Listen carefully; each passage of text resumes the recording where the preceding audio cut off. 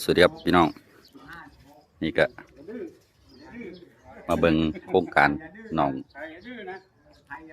จีเฮ็ดหนองอยู่นี่ก็โครงการนี่ก็ได้แรงงานฐานเขมรนี้ทับมากครับจ้างแบบอยู่นู่นได้กี่บาทอยู่ฟังเขมรน่ะ